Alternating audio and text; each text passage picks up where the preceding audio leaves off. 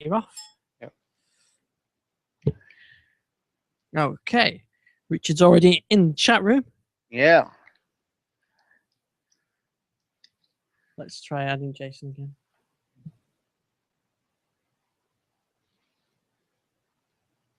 Yes, I can rebuild it. I'm talking to you from the big screen team PC. Oh, the one that was not working. The one was not working last week. I'm in a much better frame of mind this week about Windows 10. Well, yeah, what a difference a week makes. Yeah, indeed. Hello. Good evening. Can you hear that? Yep, just about. It's Skype ringing. Yeah. Oh, there it goes. Yeah. That's my Lumia. Oh. See, the forgotten Lumia. Yes, just sits in the study now. Yeah, I know how it feels. Right. Yeah, that's what all I do is I sit in the study. I think my son called it couch relaxing. So what's that? It's well, you sit on the couch and relax. Oh, so it's a thing now. Apparently, it's couch relaxing is a thing. All right. Oh, we lost someone. Who have we lost? I'm still here. Must be Jason. Yes, it is. Trying to get him back. He's not trying to upload all his music, is he? Or download the latest version or something. Yeah. I heard a ping then from a message, but I can't see it. Maybe it came in mine. No, can't see anything. Oh, it's me. You're back. My internet dropped.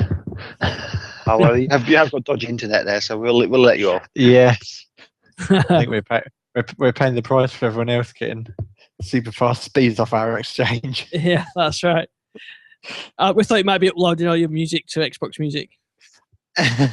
No, which we can talk about. So let's get started. So, Jason, Gary, good evening. Good evening. Good evening. And I don't think there's anything to talk about, is there? I will bother. No news this week. Nothing was announced this week, which we talked about last week. Nothing. Well, what a busy week it's been. It has. It certainly has. Yeah. Let's see if your chat room works in Spartan. According to Gary, it does. Yeah. Yeah, it's really well. So we've got Windows 10 builds, Spartan to talk about. We've got new Surface devices, some media browser stuff as well, and we've got Xbox Music working all synced up as well. So yeah, a lot to talk about this week. So we obviously want to talk about Windows 10, the new build, and getting the old build working.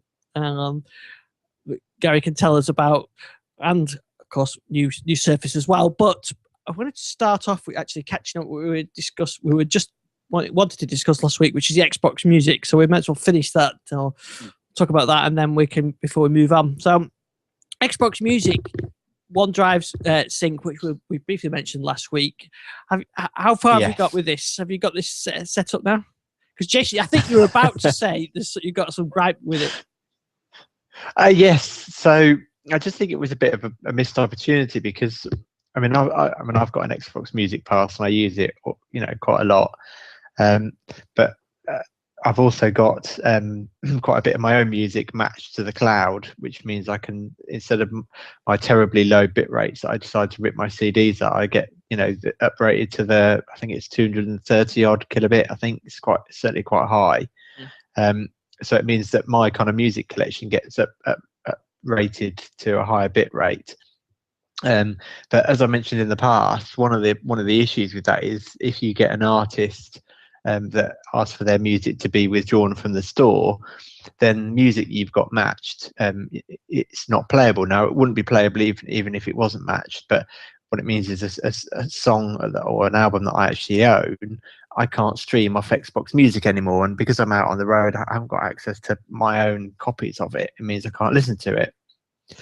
And what I was really hoping from the Xbox Music and OneDrive integration is that you would put your music collection into OneDrive, just like you would, I guess, with a similar kind of Amazon service, but it would do some kind of smart, deduplication of your music. So if a particular song that you had uploaded to OneDrive was available in Xbox Music, it would play the uprated bit rate, the better quality song.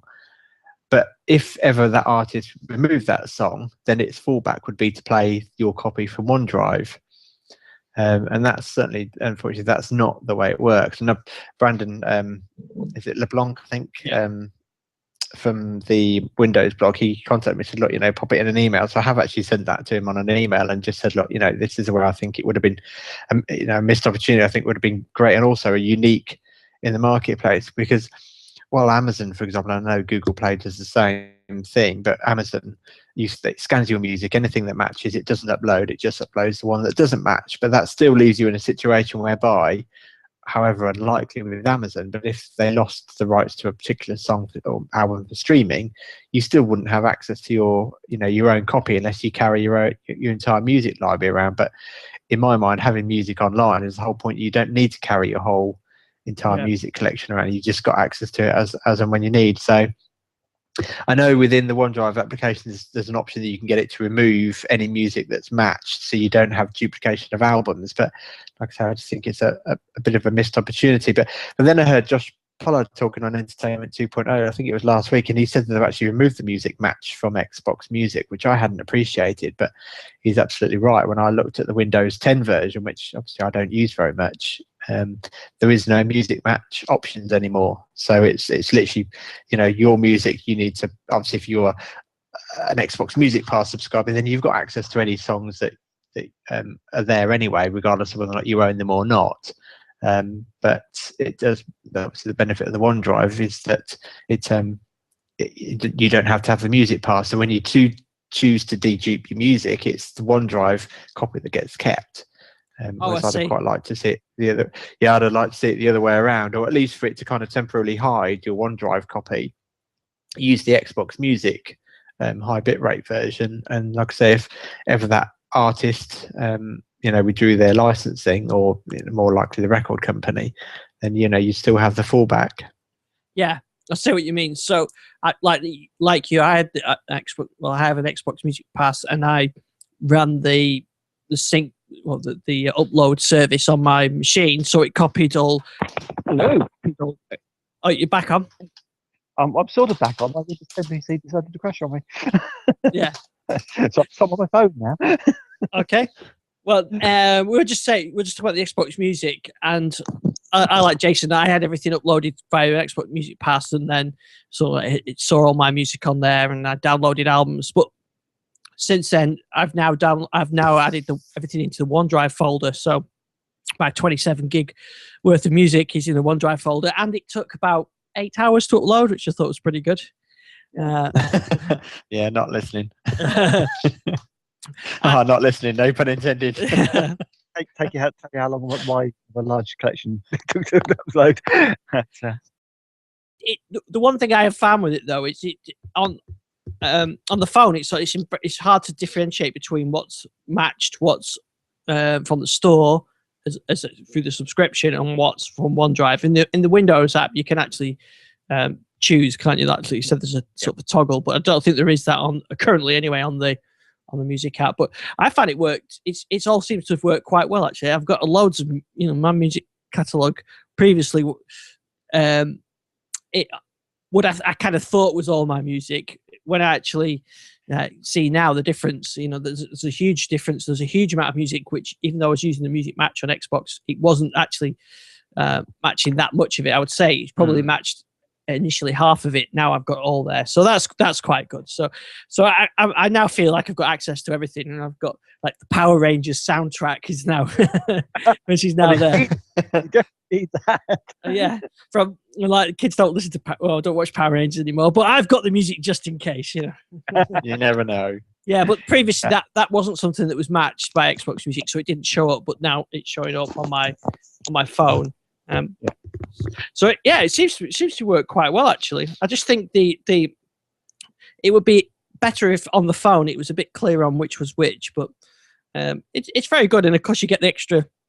If you're a subscription Xbox Music subscriber, you get 100 gig of OneDrive space, don't you, to sort of incentivize you to sort of carry on using the service. Yeah. Yes. I take Jason's point about not upscaling. I think that's you could see that being a missed opportunity, but Yeah. but I can also see the problem with that with licensing issues. Yeah, and as I say, I think my kind of utopia doesn't necessarily exist anymore now that they've taken away the music matching anyway. So anyone coming into Xbox Music, assuming that that massive influx of new signups that I'm sure they're seeing, they wouldn't have their music matched anyway, so they'd have to upload it. And ultimately, it's my own stupidity for ripping my music at such a low bit rate in the first place. So that'll be a job and a half going back through my music collection. I think there must be a lot of people in the same boat as you, though. I mean, it was if you were ripping it for the old style MP3 players, you kept it small because you wanted to get as much on as possible. So, whereas I've always took the view of ripping lossless if I possibly could, bought larger discs to actually account for that. So, I'm in good place for this, but it does mean my music collection would have taken a hell of a long time to upload if it hadn't been for the fact I'm on this high speed network I am. Sorry, Jason. Yeah, absolutely. See, I'm still from the days where PCs had 40 megabyte hard drives. So I was trying to conserve space. Yeah, I think there's a valid point there. I think there are a lot of people who are probably in a very similar boat as that, and I certainly can take that point on board completely, but there are definite licensing issues involved around the music match style printing. I know there's been some questioning around sort of some of the other people who do that, whether they'll be able to maintain that going forward in non-US markets. Because certainly places like Australia and that it could be problematic. I mean, I think what's happened here is, and it's actually something to do with the way the music industry is moving around. There's actually now a premium being put on higher quality music downloads and streaming. Yes. So there's actually money to be made in those. So I think the industry is now saying. What's the industry now saying? Yes. Well, can't give you high definition for free. So I think. He's gone. Who's gone? Am I still here? You're back. And you're back. Yeah, you keep dropping out. Oh, it's probably because I'm on the phone. I'm speaking like a Will Tappers and Chanters Club, am I? Yeah, that's right. Yeah. You just said, and the music industry, there was it could be the pearl of wisdom, and we had to wait for it. Did you actually get my pearl of wisdom about the music industry? Yes. Eventually. It took a while to come through. Well, I'm sure it can edit it fantastically. Yes, you'll never know. Yeah. Obviously, there's the that new music service that launched today with the lossless streaming, which when I first heard about it, I thought that makes absolute sense. A music streaming service owned by the artist, so they can make sure the money is distributed fairly. And at the same time, I thought, well, it kind of shows how out of touch they are if I think people are willing to pay £20 a month for a music streaming service when there's other services out there at half the price. And the majority of times with the headphones that most people wear, they probably wouldn't even notice if it's streamed what Spotify offer at streaming. I think there is a move to higher quality sound. There's certainly some people looking for it now. So I can see that there is a market for it there, but whether it's a big market, which is maybe why they can get away with it being expensive, because people are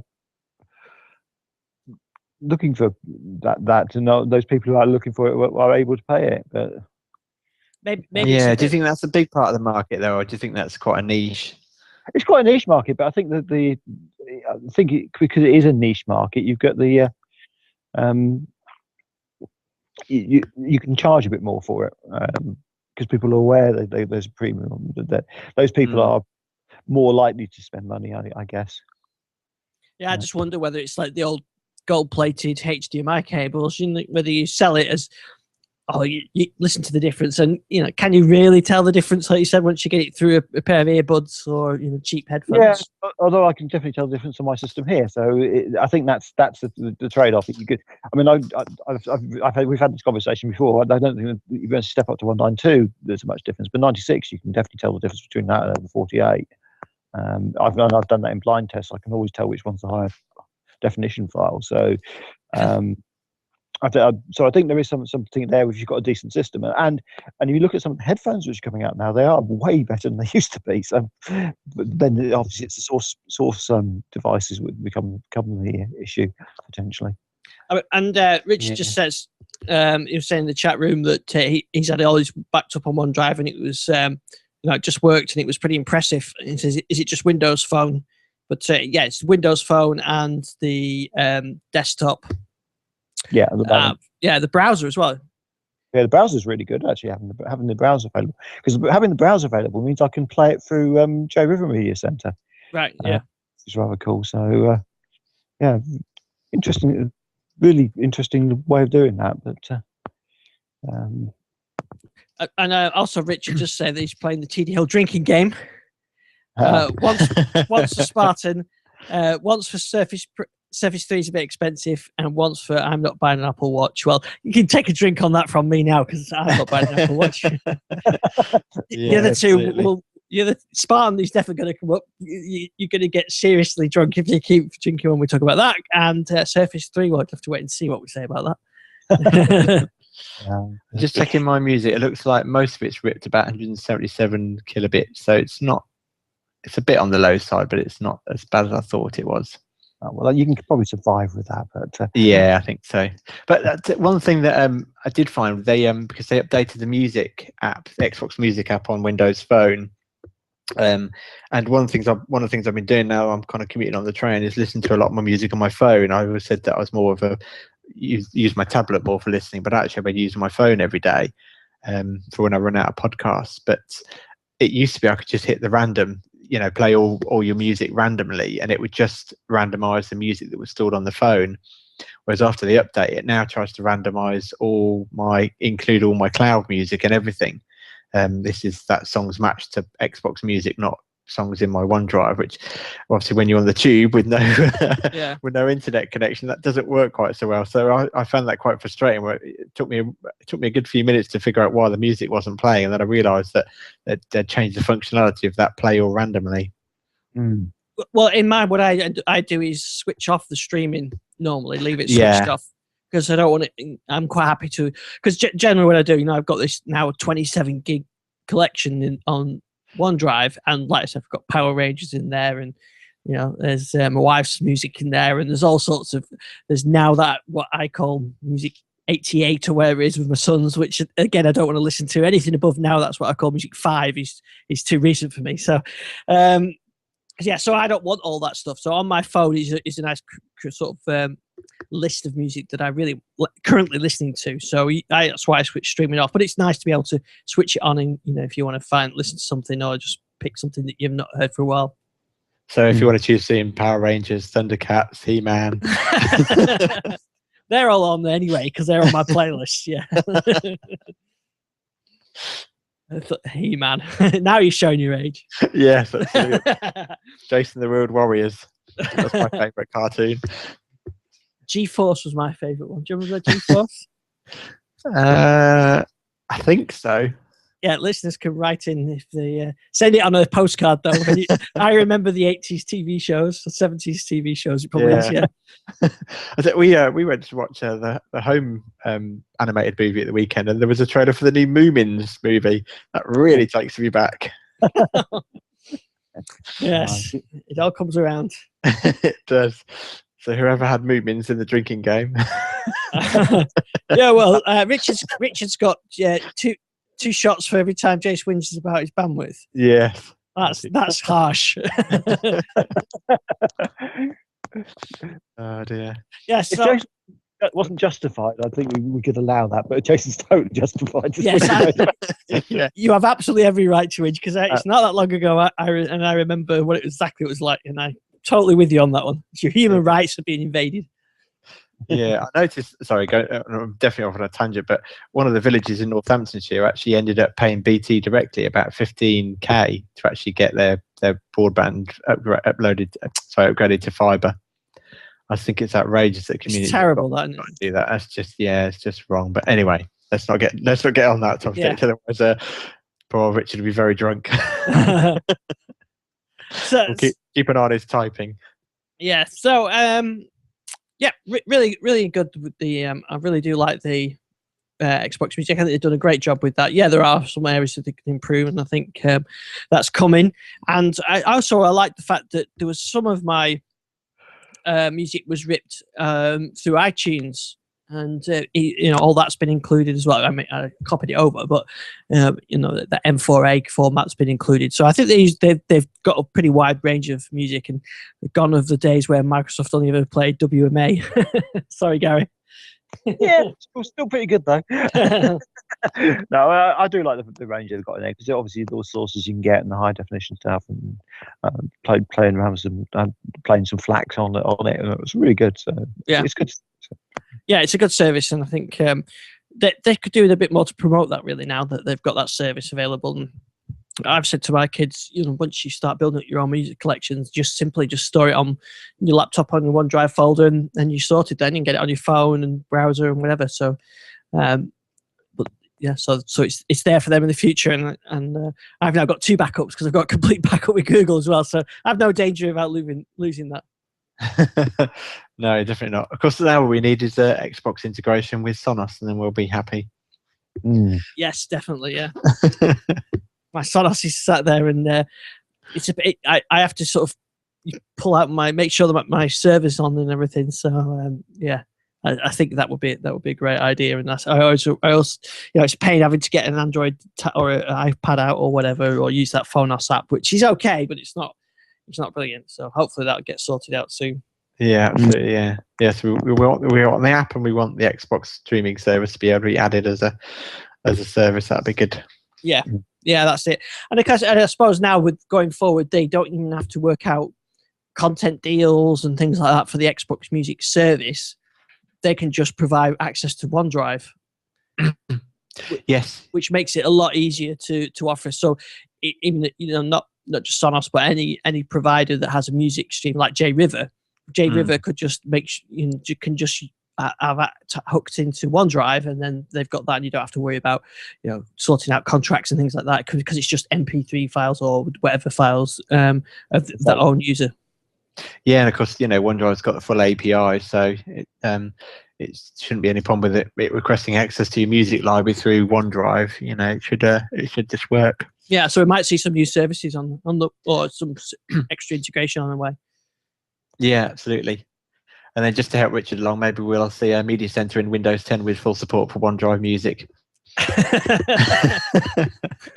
Playing on a Surface Pro 3. It's too expensive. Yeah, in a spot and browser. Yeah, not on the Apple Watch though. No. Right. Okay. So so I want to make sure we talk about that, because I am enjoying that. And just Rich was saying he was considering the move from Windows Phone to Android. That's another conversation in its own right. But to say that there is an Xbox Music app for Android, but it only really supports the matched music, and I haven't tried it, to be honest, with all the cloud stuff, the OneDrive stuff. So maybe I'll give that a try. In fact, I'll switch this phone on now while we're talking. I've got a feeling though it was just the matched music, because you have to have a subscription for the app to sign into the app. But again, they could open that up and make that work nice and simple.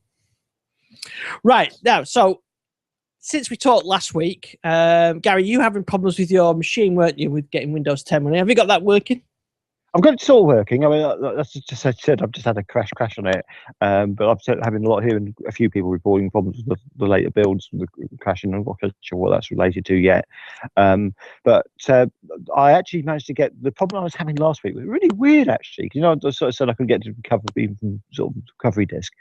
Found that if it had done a scan disk the first time it booted up after erroring, but so I didn't think of doing another check disk, and for some reason I thought, I'll just run another check disk on it, and after I ran the check disk, it worked fine. It booted up okay. It's really weird. But I had to run it in the check disk in recovery mode, and once I did that it then booted up straight away afterwards. Having had all the problems I was having trying to boot it up, and then I was able to upgrade it to 40 and then 49. So it seems to have done that quite happily. One thing I did find that I could not get any of my store apps to install at all in my user, so I ended up creating another user, which seems to solve that problem. So I think there's some debris left over, and perhaps the upgrades aren't as clean as they would have been. I would do a clean install rather than the issue I was talking about last week with Total Media ASO, because I'll never be able to reinstall that.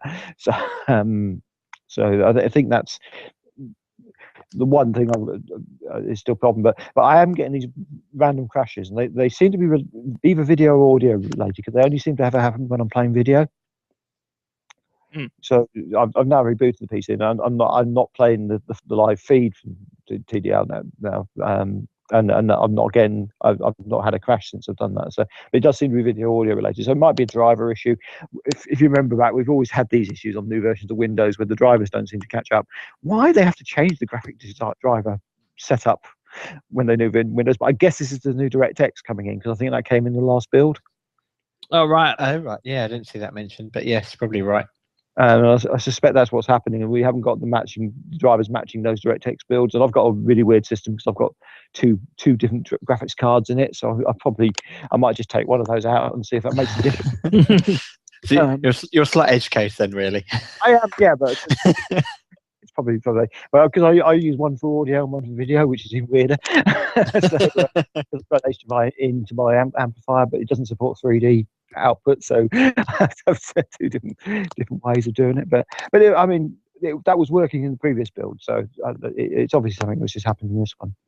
But yeah, no, so I've got it up and running, and other than this crash, when it works really well. I've had a couple of oddities, and probably don't know if you guys use this, but the National Rail app, which I constantly use because I'm obviously on the train a lot, doesn't want to load on this build. No, I don't. Well, it's not an app I've used, but I think there are the odd app that just for some mysterious reason won't install it, and it seems to be different apps for different people. Yeah, maybe that's it. And it's an error which doesn't seem to make a lot of sense. It basically says it's failed authentication. Yeah. Which I saw, I've seen somebody have that. Yeah, I saw Richard from I was going to say from Windows Observer, but of course now from for Windows. He's had a problem with Metro Tweet, not Metro Tweet. Gosh, there's a blast in the past. Tweetium, sorry. Yeah. Where each time he opens up the app on the latest Windows 10 build, he has to re-authenticate. Yeah, I think that's yeah, we've seen that, and I think there's a few people sort of random issues with the store, but I think there seem to be isolated ones. So yeah, I think perhaps maybe it's not the app in general. It could just be a one-off. Yeah. I don't know. I mean, they do seem to change something to do with the authentication. That's why the mail apps and that aren't working. So maybe we're gradually moving over to the store beta. Yeah. I did try installing it from the store beta and it doesn't work in there either. So it's not a simple fix, whatever it is. So since we talked, did I have the build working last week? I think I did actually, didn't I, on my encore? I think I talked about that. Yeah. And Jonathan, I thought you were still battling with the error. Yeah, I can't remember when I fixed it, but I fixed it last week by installing the ISO. Yes, I did, because I talked about persistence, didn't I? So yes, I did. My persistence paid off because I just reinstalled the ISO, the older ISO, and then installed the upgrade. But anyway, since then they've released another build, so build 10,049. So a bit quicker actually, because they released, as we were talking on the show last week, they released the ISO, didn't they, for last week's, which is quite funny. I mean, we just as we were saying, I don't think they'll release an ISO off there. Yeah, don't think this will go into the slow build. Yeah, it goes into slow build. There'll be another release this week. Yeah, another release. Don't think we'll get us a new Surface soon. Did really, really well last week. Yeah. So, have you managed to try this new build? Yep, I'm running 1049 with the occasional crash, but I really like it. I think there's some really nice touches in there. I'm not sure if this came in the previous release or the old 49, but the one thing I've picked up on, have you noticed that the storage spaces actually works properly now, which is really good for tablets? I think that was the last build, I think, where it shows you sort of the disk space usage and like that. Well, not so much that, the fact you can actually put apps on another device. You don't have to be on the main system drive anymore. Yes, I did see something. I'll try it. I'll have a look on this one, see if it looks different to how I saw it last week. But I'm not sure if that was the last build but yeah. Oh, I see. Yes, I do remember that setting there. I think that was there last week. So that would be the 41 build, I think. Yeah, I hadn't noticed that. Well, probably because I had some problems with 41, and then basically almost went straight to 40. But I mean, obviously they've had this save apps thing, but it's always just said this PC. But now it does actually go to the other drives on the PC. So I've actually been able to move all my apps now off of the main system drive onto a much bigger drive, which is on one of the smaller PCs I've got. Yeah, that'll be handy on these little tablets. Yeah, huge things. I mean, you've always had with the ones we've got sort of the micro SD slots. It's going to make a massive difference. Rich is just asking, is the OneDrive all or nothing integration still there? Well, yes, kind of. It's by folder, so like it was in the original build. And to be honest, I've got used to that now. And when you've got sort of the way that the music works, you kind of want that. But although I think it would be better at, I don't know, can you do subfolders? Yes, you can, can't you? So if you wanted to bring one album down, you could do, couldn't you? Yeah, you could do. Yeah. Well, I'm still not 100% on OneDrive. The one thing I would say is that, you remember I said a few months back I had lots of errors on my OneDrive when it first switched over to this new one, was sort of like Synco. They've all gone away with this build. So it seems to have sorted that out, where I've got the same files on the PC as I had on the OneDrive. And it was telling me to delete the ones on the locally to synchronize it. Right, yeah. But that seems to have all gone away, which is good. Yeah, one thing I noticed actually today, I was going through my Office 365 notifications, and I realised there was a notification from quite a while ago actually saying that on the 27th of March they were removing the OneDrive for Business application from the store.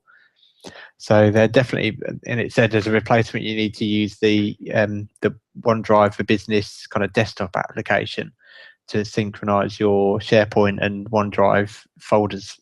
So they're definitely moving away from the modern apps and tying it more and more as an operating system, and that, I guess, that kind of makes more sense as I'm sure we'll talk about. But the real move away from ARM means that they can just do these desktop applications and update them as required.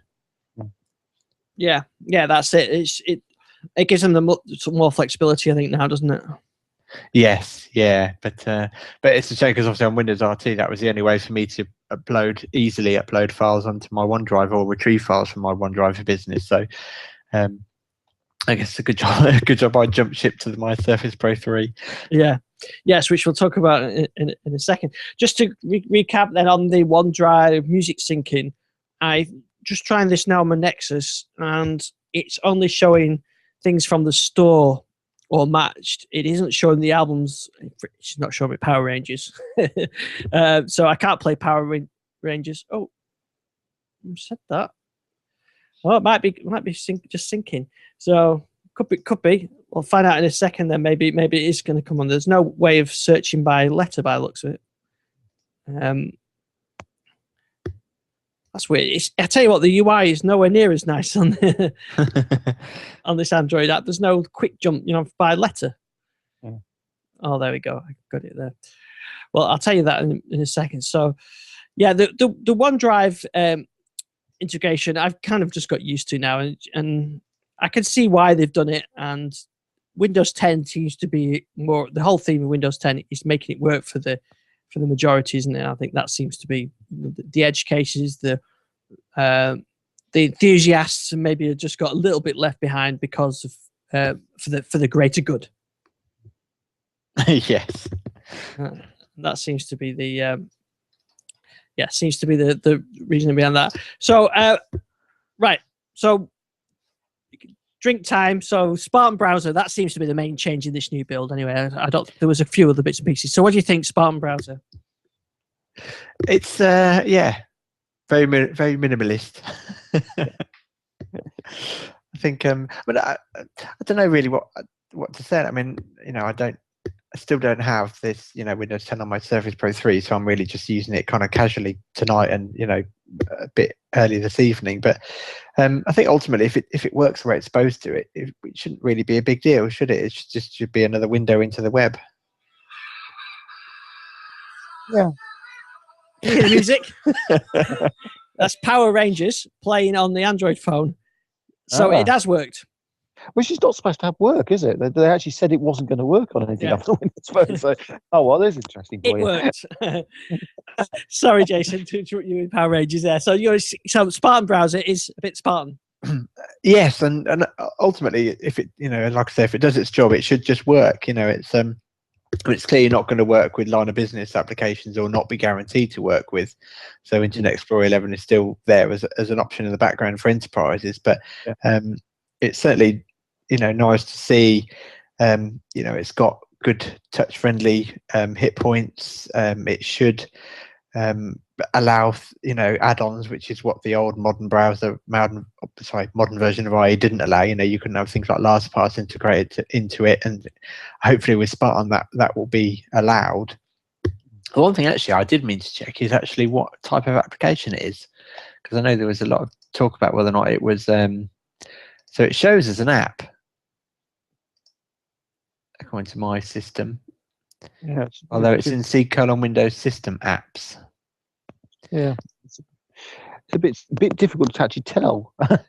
Yeah, it doesn't seem to be a Win30, because I know there was some discussion about whether or not it's we need an actual new build in order to get it, because they're not just release it into the store. But then actually I can also see some, I think maybe the interface shows up as an app in Task Manager, but then Spartan also shows up as a background task, which are normally Win32 apps. Which is what we sort of mused about last time, wasn't it? That might be the case. Yeah, so it may be a kind of mixture. Yeah, if you look, actually interesting that you mentioned that system apps. In the Windows System Apps folder, there's 4 folders on mine: Spartan, Shell Experience Host, Content Delivery, and Cloud Experience. So I think they're wrappers around Win32 applications. Which is one of the things that came with Windows 8.1, wasn't it? That store apps could use Win32 APIs. I'm just looking here. This Spartan, it's a Spartan exe, and there's loads of DLLs, and there's some manifest files. So it doesn't look like a modern app, because they're a true universal app is just wrapped up, isn't it, Gary? You can't actually see the individual components. Yeah, although I'm obviously with the universal app platform, there are some differences we don't necessarily know everything about yet. But I'm speculating about whether we'll be able to go outside the walled garden a bit more. Maybe that's what we're doing. One thing I've just noticed, Spartan, which I hadn't spotted before. I've just got a couple of downloads going, and you can actually sort of click through to see what downloads you've got going in IE. You can't in Spartan at the moment, so it just says 2 downloads in progress. Yeah, they've not added that element of UI yet, have they? No, and you can't sort of. There is a UI, there is a download section, I think, somewhere, but I'll have to find that so I can actually see what's going on here. I seem to remember seeing that somewhere. It said sort of coming soon or something. There was a bit of UI for that. It must make sense. There's no way to stop a download either.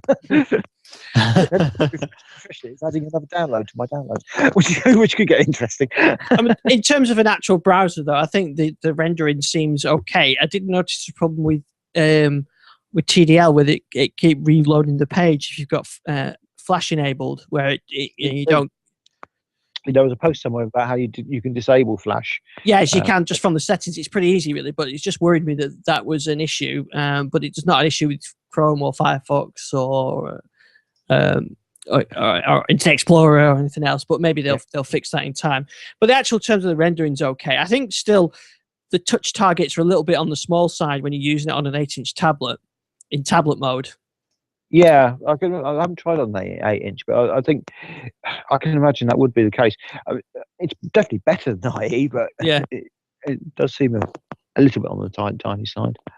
I mean, what I've been impressed with is it's slightly slower sometimes to get to a site, but the actual rendering on a site is lightning fast on most of the sites I've been actually going to. Some of the things which used to render really slowly on IE seems to be coming up a lot quicker. Yes, I suppose I haven't done any side-by-side comparisons with that, but that would be a good check. Yeah. Have you tried any of the sharing and inking features? Well, I haven't got a touchscreen device at the moment, so I can't do the inking. But I've tried web notes. That's quite good. You can still take a web note even if you're not on the. I just found I did the thing where I took the note, and then you save it, but then I click save now. It asked me when I was saving. It saved it to your reading list. Yeah. But then it doesn't really. It just come up saying it can't find a file on C : whatever. So it never seemed to work. And then when I tried saving it to sharing it using the share button, that sent me a link to a non-existent file as well. So I didn't really seem to be able to get back into them. I've not really played with it too much, but I didn't seem to be able to get back into it afterwards. Yeah, I think there might be some restrictions. I just realised I can actually ink with the mouse, so that's quite good. If you notice, I don't know if this is just depending on screen size, but mine, when by default, came up at 125% zoom. Which is mine's on 100. Yeah. Yeah, mine's on 100 with the desktop. Yeah, I thought that was a bit odd. I think I might have found your downloads. If you click the favourites. Yeah, there's a bit in there, but it says then. Oh yeah, coming soon. tell you, and even that's going to. Well, I suppose assume that will tell you what you're downloading, and then you stop it downloading. Having said that, I couldn't open it. It was back on the tablet. I've just opened it on this Nexus, and it has actually opened correctly with the annotations on it. So I've got the TDL screen and the picture that I drew, and I emailed it, and that worked okay. So yeah, that seems to work. It was just back on the original machine. It didn't seem to open with the Mail app. Well, I found a few things. And those sort of pop-up bars you get about accepting cookies, some of those don't dismiss properly. I found, but it's early days on this. I mean, obviously it's definitely preview on some, but what I've seen, I mean, it's certainly rendering really quickly. MSN's actually quite a good example of that. If you just go to, I've opened both browsers at the same time, and Spartan's now loaded and IE is now loaded.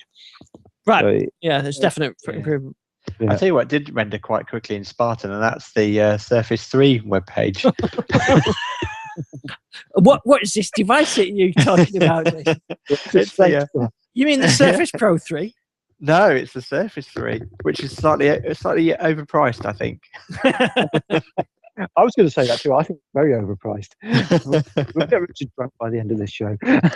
Yeah, absolutely. But no, I think sorry, going back to Spartan, it seems to be working really nicely. It's something I'd need to use a bit more often. I think, as I mentioned before, it's the problem with only having Windows 10 on my desktop PC. It just doesn't get. I'm not really using it.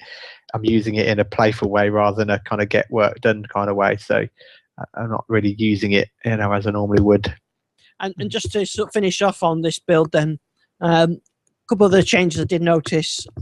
The pin login now works, which is really good on a tablet. The battery indicator is now sort of a modern style battery indicator, which looks better. I think what else was there? There was some lock screen fix, but the thing we talked about last week still isn't fixed. So that's where you still got to press power and the Windows key, then the power.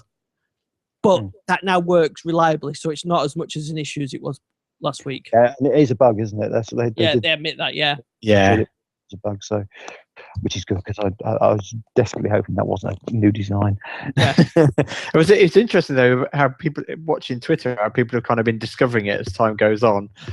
Yes, that's right. Yeah. I think even Paul Thurrott mentioned it for the first time today. It's clearly one of the. I mean, I think Gabe's mentioned before. It's like a race condition as to whether or not you actually get hit by the bug or not. So it's. But yeah, I mean, hopefully they'll get that one squashed quite quickly.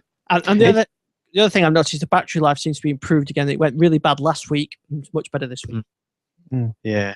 It's funny, really, given that I tweeted yesterday, wasn't it? Looks like they won't be getting another build out this month. I'm blaming you for these predictions. I think mine have been quite good. I think it's yours. No, I'm sure it's not that. I think we'll have to go back. I think you'll find I was pretty spot on. Yes, absolutely. I'll keep an eye on Twitter. There might be another build yet. I was just about to say I can guarantee there will not be another build in April, but in March. But they could slip one in before. You never know. We'll finish recording. We could see the Windows 10 for phones preview get updated. Yes, and that's the final thing we'll talk about before we talk about the Surface Pro, the Surface thing. The list of phones that are supported on the next release, whenever that comes, is a really long list. And so, will you be updating your 930, Jason? No, my 930 is not on the list. Yeah, it's a huge list of phones, and I kind of thought, oh, everything's on there because the icon's on there. Yeah. But the 930, as you pointed out, is not the icon. They're not technically the same. No, they are different. I mean, in terms of, they are pretty close matched, but they do have a different radio in them and a few other differences. And as I've mentioned before, it's in my experience, I found the 930 to be one of the lowest quality Windows phones I've ever owned. So I'm not surprised they're having some issues with it. Yes, I know. Actually, you mentioned that since you was it on when you were on Denim, it started to reboot a lot. And I thought, oh, I hope that's not going to happen with my 1520, but it hasn't done. Yeah, it's I mean, it's, when I'm using Here Maps, so I use the My Commute in Here Maps, in Here Drive, every day, and it's got to the point where I just given up using it because halfway in my journey, the phone just resets, and it happens almost kind of daily. And I find that the once the phone's been on for a week or so, it'll stop connecting to Wi-Fi access points, particularly my one at home. And before I realised that I'm on my using my data connection instead of my home Wi-Fi, and so I have to power it down. And so it's I mean, I still really like it, and 95% of the time it works brilliantly. But of all my Windows phones, going all the way back to my Omnia 7 from Samsung, it is the worst one I've owned in terms of reliability. And it's funny that's my 1520 is the exact opposite. It's been the best of all the phones, including the Nexus Galaxy Note that I've had. It's the most reliable phone. I very rarely have problems with it. It very rarely have it reset. It's always on the Wi-Fi, and I find it more reliable than my Nexus 5 or anything else. So it's funny when they're essentially the same phone with a different screen size. There's something right about this, especially since it's gone denim. It's even better. Yeah, I mean, the one thing I will say with the 930 in denim, as you've mentioned with yours, it's the camera's just lightning quick. It's fantastic. I've never experienced anything like it, to the point that I actually have to be careful when I'm putting the phone away in my pocket, because if I catch the camera button, it just springs into life, which I know is something you can turn off, but it's sometimes it's a little bit too quick to get to the camera. Yeah, it's really good at taking photos. I mean, I have no other device that can take photos that quick. Yes, yeah, no, it is. And also I like the fact that it doesn't bother with the processing. That just gets put as a background task, and you're on to the next picture. And obviously, you've got the press to hold to catch the full HD movies, which you can then pick particular frames. Scenes, frames. Sorry, thank you. That you actually want as a picture. And then the other day I walked over Tower Bridge and took a picture of my office on the other side of the pond, the Thames, sorry, and and then and then went back and edited it a bit later on and zoomed into where my office is and sent it to my wife, as a zoomed in photo, but still just absolutely crystal clear. It's so nice just to be able to take pictures and then zoom in. Yeah, it's really good. I've been really impressed with them. Yeah, and actually, just going back to what I said about the Wi-Fi, I actually gave up trying to use my 930 as a Wi-Fi hotspot, because it would get to the point where if I'd switched it on and off a few times during the day, it just wouldn't come back on. Right. Yeah. So I had to just restart the phone. Yeah. So it's funny how that 1520 is so different. Although, having said that, I did do a clean install. Maybe that's the difference. I didn't do an upgrade that last time because it wasn't showing up the upgrade. So I did do a clean install and reinstall the app. So maybe that's something you should look at. Yes, yeah, but of course then I'd lose all my game progress. So. Well, I lost my Minecraft little house, but it's no great loss. my Windows 10 screen just went blank. I'm just looking at a blue screen now, not a blue screen of death, before anybody asks. Oh, and that's a known issue, isn't it? Yeah, I think I must have let it time out, and now I can't get back. You've got to do Windows Power to get that back on. I'm not sure that'll work on a PC, will it? Control Delete. Yeah, I tried that. It's not coming back. Come back. So, right. Well, so now Jason's broke his phone and had his laptop on his PC. the inside of the notes somewhere. I want to do. I can't find it at the moment. the final story I wanted to talk about this week is, I say final, there were a few things I want to talk about, probably the thing we don't have time on, is a new Surface announced today. No event, no press invite, no keynote or anything else, just the new Surface 3. You surprised by that, Gary? Yeah, kind of. I mean, there's been rumours of stuff of an atom-based one turning up. We just mentioned it a few weeks back, but the lack of sort of pizzazz about it. I was expecting them to launch this at something like Build or Ignite, but to actually just sort of sneak it out the door beforehand. But I guess that's how other people do incremental releases and stuff. But, yeah. So it's not an ARM powered device like the Surface 2 was, and interestingly they called it a Surface 3 and not like tried to move on with as a Surface 4 and then it said the Surface Pro 4 or whatever. They're out of sync now, aren't they? Because it was October, I think, wasn't it, that the Surface Pro 3 was announced. So these kind of devices were in sync. The original Surface, the Surface Pro, the Surface 2, and the Surface 2 Pro. Now they're out of sync. But this is not an ARM powered device.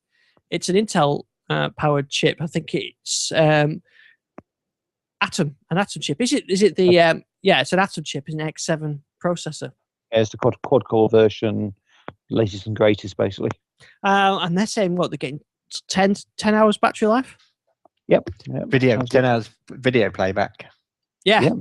It sounds so. Let me give you some specs and we'll talk about. So they've retained the 3:2 aspect ratio of the Surface Pro 3, but it's, I think, was it 10.8 inch screen, 8.7 millimeters thick, 622 grams, 3.5 megapixel front camera, 8 megapixel rear that can do 1080p video, display port, USB 3 and USB micro charging, and mini. What else? Yeah, a micro SD card slot and a 3-position kickstand.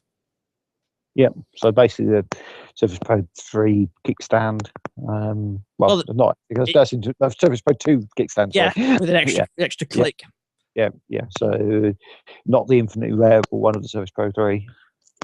I mean, it looks a nice little device. I said little. I mean, it's a Surface. It's just a bit. It's around the same size as the Surface 2, isn't it? But I think the only issue that I can see with it is the pricing. The UK price is 419 for the 64 gig edition. It's way too expensive. Which is the mistake they made with the original Surface. Yeah, I can't get that pricing. I can't see how that competes with other people's products. I mean, if you look at the Switch 20, or Switch 10. Sorry, it's not Switch 20. Switch 10 we were looking at the other week. Virtually the same spec. Yeah. And almost a quarter of the price. It's just. Yeah, and as Rich said, it's 1920 by 1080 resolution. I mean, it's when you look at the price, it's 419 quid, and then you've got you've got to pay for a keyboard as well, which is £109. You can use it with a pen, which is extra as well, so that's 44 quid. So you're getting onto some serious money then for an atom powered device. Yes, yeah, definitely. I mean, I did wonder with the pen whether or not they felt that. Well, I guess it's not reflected because it's not a cheaper device, but I just wonder whether or not they feel that that the pen would be an option that most people probably wouldn't need. That most people don't necessarily want to take notes and write on their screens like you might in a business situation like I did with my Pro 3, but at the same time then the price doesn't reflect the fact that it's an add-on, so I'm kind of contradicting the whole issue there, but it's a really nice device, and I'm glad they've brought one out, and the Surface Pro 3 that I'm sat using now is absolutely brilliant. I love it, and I was very happy with my Surface 2, but with the limitations that we have with Windows RT. So I mean, at least on this I can edit video and edit this show and everything else. But I think just above the £400 mark makes it quite hard. I mean, if you go into PC World and look at laptops at the £400 range, you're getting sort of Core i3, i5 processors, aren't you? I know. I mean, and I know this is a supercharged Atom processor. It's really up there with the Core i5, i3, i5 potentially. Oh, obviously some restrictions, but even so, it just seems astronomical. I was actually expecting to do a Core M rather than the Atom and go cheap. Maybe that will still come. I don't know, but it just seems.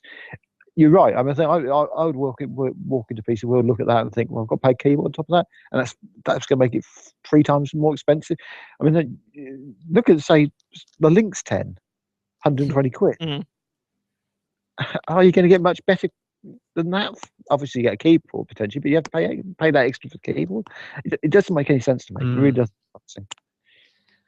But I know for my Surface 2 and even the original Surface that the build quality on them is outstanding. You know, the feel of the magnesium, you know, they're definitely quality devices. Yeah. But I just think that when you've got the Pro 3, which, you know, when you look at, like say, adding all the options on, you almost get into a baseline Pro 3, which I appreciate you still need to buy all those extras, so that would push the price up again. But I just think that they'd have been better off having the Pro 3 as that aspirational device, and then having an 8-inch Surface 3, or, you know, a smaller, you know, maybe £200 device that's, you know, still got the magnesium shell. But I just, given that it's, you know, almost 11 inches, there isn't much differentiator apart from the processor, and I guess, you know, you've got battery life and the thinness and whatnot, but in terms of, there isn't a great differentiator between the two devices. Yeah. I think Richard's right. 299 would have been a better price, which he's put in the chat room. I think that's psychology. I mean, that's what the Switch 10 was marketing for, and that was selling quite well. And it just seems, I don't know. I mean, I take your point. Basically, it is a quality device, and maybe there is a market for a quality device, but it feels wrong. Yeah, I mean, I think it's really nice. Go ahead, and if you are looking to buy a quality device like that, then, you know, you're probably looking to spend the kind of Pro 3 Ultrabook type money anyway. Yeah. So I just think they've basically, you know, just pitched it at the Surface 2 prices, which I think they've just made a device that costs too much to make. Whereas I think a smaller screen, you know, the fact you've got to replace all your accessories. So yes, you could use a Surface 2 type cover with it, but because of the extra, it's almost a couple of 0.8, isn't it? I think it was 10.6 compared to 10.8. So it doesn't quite cover the screen. It's not even like you could buy a docking station and think, well, one day when I upgrade to a Surface Pro 3, then I'll just keep the docking station, because that's a unique item as well. But yeah, I just think I'm not quite sure. Given the fact that they cancelled the Surface Mini launch allegedly, it's just because it didn't differentiate in the market. Then I'm not quite sure how this differentiates. I suppose in some respects, so it just gives an entry or a lower starting price for the Surface range in general, and I think it's kind of how they get you with the Surface. When you look at the Surface Pro 3, that when I was getting one, you think, oh, that my sort of budget is around 600 quid, so that'll be okay. And you think, okay, well, I'm going to get the 64, or I better err on the side of caution and get the 128, and you start going up. But maybe that's what'll happen with this, that people will start with the Surface 3 and end up buying the Pro 3, you know, the 128 Pro 3 or something like that. Whether that'll, it's always good to have an entry level model, and then people will move up. But like you said, it's not like for like accessories. You couldn't buy a Surface 3 and then switch to a Surface Pro 3 in a couple of years and swap the keyboards, and the ranges are still separate. Although they look like they're they're interchangeable. Probably on the connector side, they're not really designed for that. The power supplies are different, and maybe when with the Surface Pro 4, they might have the same power connectors. I don't know, but then they'll have a different size keyboard anyway. Yeah. So I think it's a great device, and I mean, I've always loved the Surface, all the ones I've had. When the very first Surface came out, we talked about the price point, and we said over £400 was too much.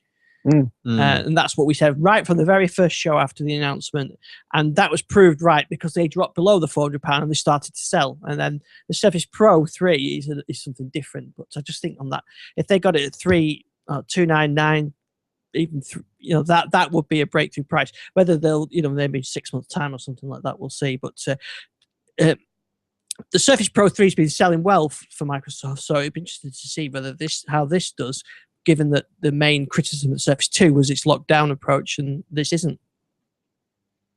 Yeah, I mean, it's not even like, you could almost argue that with the Surface 3, that it falls more in line with potentially IT budget, someone given the option to choose which laptop they want.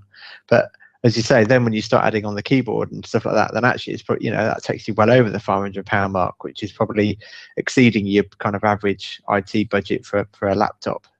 I wonder whether it would have been a better buy for me, with the extra battery life, whether that would be a better device for me with maybe the 128 one, with the LTE. Maybe that would have been better than getting the 128 Surface Pro 3. But I do like the extra screen size, and when I'm rendering videos, I need the extra processors. So it kind of. But I was probably on the edge. So maybe that next time, if both devices side by side, then I would have gone for the cheaper option. So yeah, I mean, certainly. Sorry, go on. Go on. I was going to say, I mean, certainly the advantages are there. I mean, the fact it's fanless, it's thinner than the Surface Pro 3, it's got it's been rated at 10 hours battery life for video playback, so that means you should get significantly more for, just word processing and browsing the web, and maybe it'll have much longer with the Atom processor connected standby. The Surface Pro 3 has connected standby, but after a certain amount of time, like half an hour or an hour, I think it is, it goes into like a hibernate mode where connected standby is off. So maybe with this device it'll be a bit more like Windows RT was.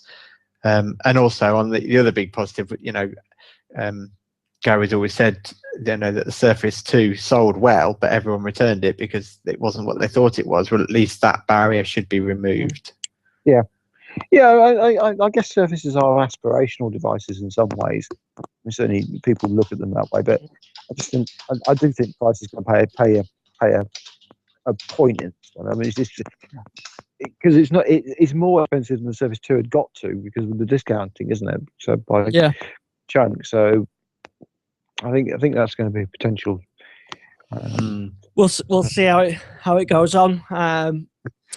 But I tell you one thing they could do, and that is have a really good trading program for Surface 2s. Yeah, that would be good. Yeah, that would certainly help the early adopters. And maybe they could trade in the Lumia tablets as well. Yes. but anyway, we're kind of out of time now anyway, so we can continue this conversation. But I think next week it's a Gadget Show live. So I think Gary, are we going to record there next week? Well, I'll be there. I'll be there. Jason, you're not going, are you? No. So we probably won't have a live show next week because we'll record from the show floor again by the sound of some machine guns as we did last year. Bombs going off. Yeah, bombs going off. So we'll be back the week after Easter. So Jason, get a week off next week. Excellent. I think also with our contracts not being renewed, I think now we need to call it the Ian, Gary, and Jason show. Did you hear that? Well, maybe I could sack myself. Have you insulted your producer recently? No, I have thumped myself a couple of times, so I'll be having words. Yeah, we'll be having words. Yeah. So that's how we'll be back the week after on the Tuesday evening for the live show, but we'll be on the podcast and everything else. So until next week, Gary, I'll see you on the show floor somewhere with my microphone. Indeed. And we can talk about music preview apps. Oh yes, which I've just downloaded. It's in the store beta. Oh, I'll have a look at that. And Chase, where we can follow you? You can follow him on Twitter at Database Chase. Excellent. And Gary, your fascinating tech, and where can we follow you on Twitter? Gary WMA, 2 R's in Gary. So that's the music app, is it? The Microsoft Music app? Yeah, so music preview and video preview are both available on the store beta. So yeah, I'm playing with those. It actually said it failed to download, but it has downloaded, so that's a bit weird. Oh, there it goes. I'm going to give that a try. Yeah. Right, so I'll speak to you next week. Take care. See you then. Cheers. Bye-bye. Ooh, excited. I'm going to go on. It's a bit late now. Blog post comes tomorrow. Yeah, just like that. So we obviously know some of the stuff which is going in that. So Yeah. Right, I better go anyway. So I'll catch up with you next week, guys. So I'll reach you my email and we'll figure out where we'll meet up.